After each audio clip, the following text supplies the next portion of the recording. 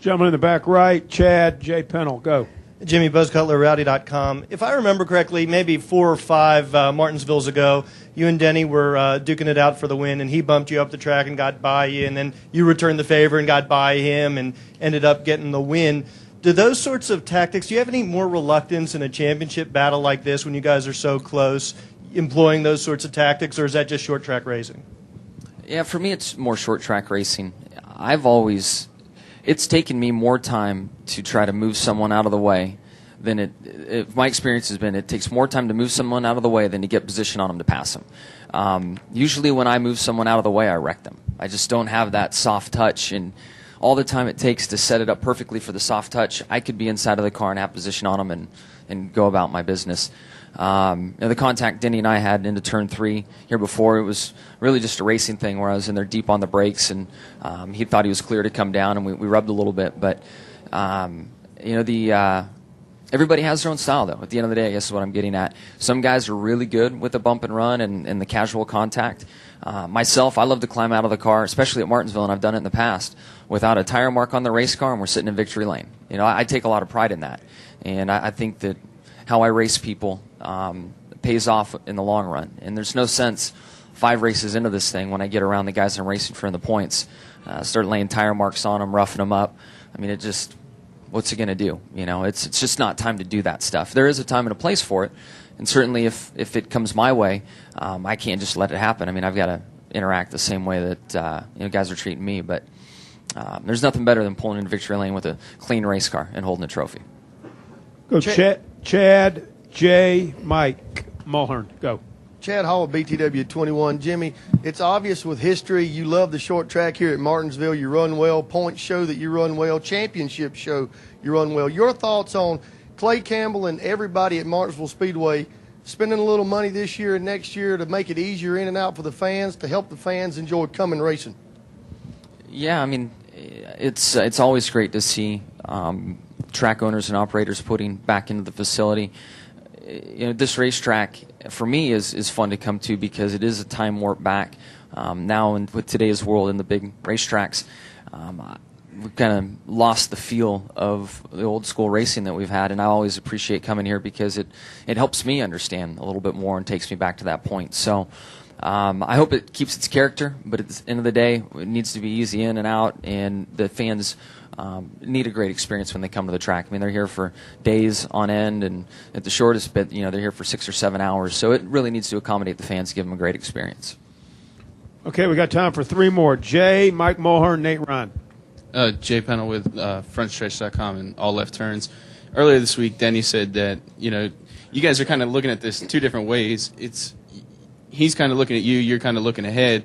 He said earlier this week, Talladega, he's going to keep you in front of him the whole time, and he's going to be in a wreck, and you're going to be in it.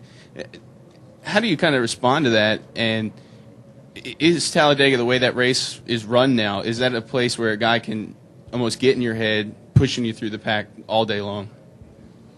I don't really think that there's any type of head game to be played at Talladega. I think it's really about playing your odds. And knowing Denny like I do, he's a man that likes to play the odds. He's really sharp with that stuff. He's into numbers. He's into stats. He's into all that stuff. And it's not a bad strategy to take place. I mean, ideally, you put the 29, the 11, and the 48 all in a group, and if we all leave there with the same amount of points and we race in, it is what it is. So I certainly understand that approach, and I think it's more of a smart decision based on odds than it is any type of mental tactic. That track, you can pass people at will, and it depends on the lane you're in, and it's really not a driver performance, car performance situation. It's really being in the right lane at the right time. So I don't read too far into that, and he's just trying to think through his options, and what to do. Okay, let's go to what we got, Mulhern, and finish with Nate. Mike Mulhern, MikeMulhern.net. I worry that you overdrive some too much. I mean, obviously, earlier this year you were worried about that too, but I remember watching you go against Kyle Busch last Saturday night at Charlotte. I thought it was way too hard just for 5 points, and then I was reflecting on Texas when you and Kansas went side by side when you weren't really racing him for that many points. Are you worried that you might just take yourself out by just getting caught up in the fact that you're a race driver and you're supposed to race hard? Man, we fight with that battle every day, every lap.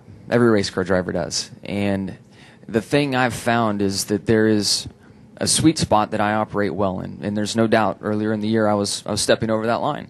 I say all that, and I did spin out at Charlotte, stepping over the line. But that's the internal struggle that every single driver has. It doesn't matter if it's on the local short track or if it's all the way up here at the Cup level. I mean, that's the argument we have every corner, every lap with ourselves.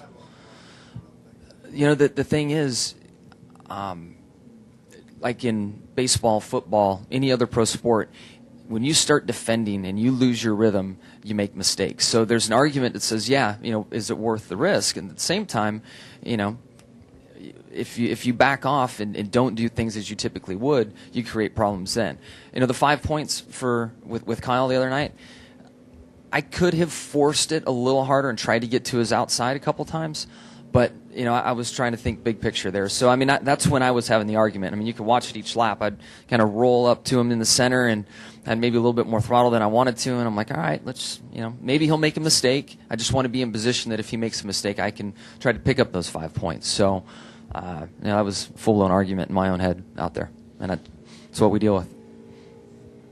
Final question, Nate. Go ahead. Nate Ryan, USA Today. Jimmie, there was a race here 6 years ago where you were leading. There was a late race caution. You stayed out, and the other 14 cars on the lead lap pitted. And that seemed to be the way it always worked here, that you would do the opposite of what the leader does if you were back in the pack. Harvick was in here earlier, though, and was saying that with the way the tires fall off now and double file restarts, that strategy has maybe changed a little bit.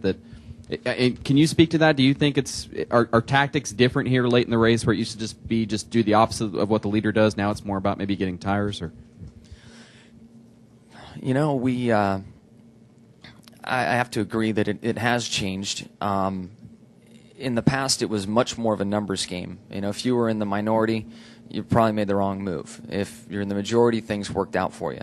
Now it's a little bit more unclear what works. And I won my race at Bristol. I think I restarted 6th on tires. I thought I was dead in the water. I didn't think there was a chance. I would have to believe that Denny, when we were here in the spring, when he restarted deep in the field, I thought that the 4 tires wasn't the call, but it worked out. So I don't know if there's a clear-cut decision, easy decision for the crew chiefs to make, but trends are kind of showing that tires are more important with these double file restarts.